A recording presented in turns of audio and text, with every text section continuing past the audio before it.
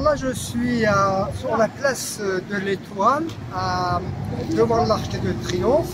Nous sommes le 7 mai 2024.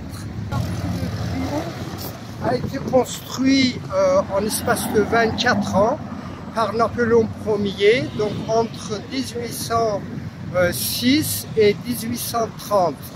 Ça a été terminé en 1830. On s'est inspiré des arcs d'antique, notamment de celui qui se trouve à Rome. Et c'était pour célébrer la grande armée de Napoléon et la bataille d'Austerlitz. Voilà.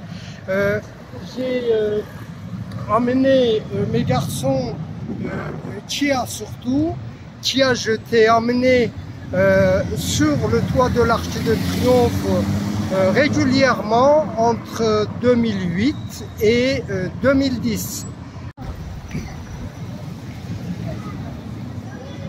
Alors voilà le souterrain qui emmène sous l'Arc de Triomphe.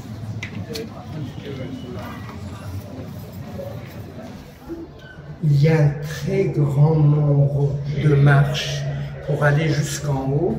En 2010, quand je venais, j'étais plus jeune, et bien je faisais en un seul tenant tous les marches jusqu'en haut, en courant.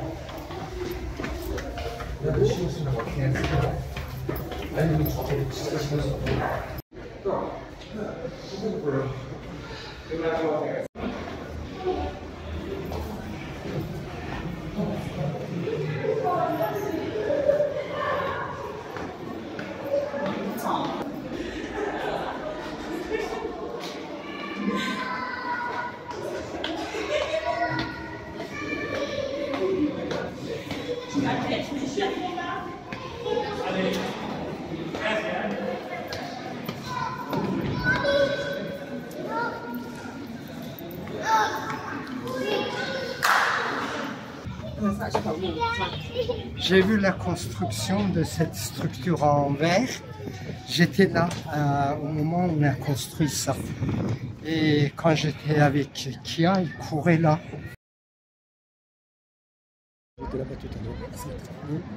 Alors oui. Voilà, il y a une très belle vue de Paris à partir du toit de l'Arc de Triomphe. Voilà. Et là, on est sur l'avenue de Champs-Élysées, où j'étais tout à l'heure. On a pris quelques plans. C'est l'avenue de Champs-Élysées. Voilà. Et la fameuse tour Eiffel, repère des touristes.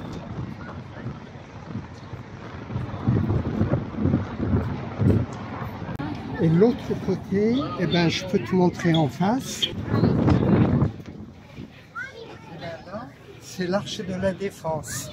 Dans les années 1984-85, j'ai été étudiant en architecture et notre prof participait à construction de certaines de ces tours à l'époque. Je pense que c'était l'arc justement, l'espèce de porte, parce que l'Arc de Triomphe à l'origine, quand Napoléon l'a placé ici, Napoléon Ier, c'était comme la porte de la ville de Paris. Parce que Paris, à l'époque, n'avait pas les mêmes figures qu'aujourd'hui. Il y avait tout ça, tout la côté défense, tout ça, c'était la campagne. Donc, et il a construit l'Arc de Triomphe ici, sous forme d'arc, comme une porte de Paris. Et quand Mitterrand a fait construire l'Arche de la Défense, c'était dans le même esprit. C'était un petit peu dans la même lignée que l'Arc de Triomphe. Voilà. Et ici, il y a plusieurs avenues tout autour. Dans les années 80, je connaissais le nom de toutes les avenues. Maintenant, ça fait un bout de temps que je ne suis pas venu depuis que les enfants sont placés. Et je suis Ziad Ali Heidari, j'ai réalisé ce petit reportage touristique pour mes deux garçons, Kia et Ila et Dari, que je ne vois pas grandir depuis 2011 et que depuis 2015, je n'ai eu aucun contact avec eux. Il semblerait que les services sociaux du département des Yvelines les auraient vendus à une association loi 1901 à but lucratif qui s'appelle UFSE de l'Aigle, dans la ville de l'Aigle en Normandie. Cette association, à son tour, a cédé mes deux garçons à deux familles d'accueil différentes dans la même région. Je n'ai aucun problème social, ni de santé, ni avec les services de la justice. Alors j'ai tenté de récupérer mes enfants, mais dans mes démarches, me suis heurté à une forte résistance d'un réseau d'escroquerie installé au sein même des services sociaux du département des Yvelines. J'ai expliqué les rouages de ce réseau d'escroquerie en bande organisée dans un vidéo qui s'intitule « J'ai un bâton, mais je ne suis pas le bâtonnier d'ordre des avocats de Versailles ». Je vais mettre les liens de cette vidéo à la fin du texte qui accompagne ce vidéo.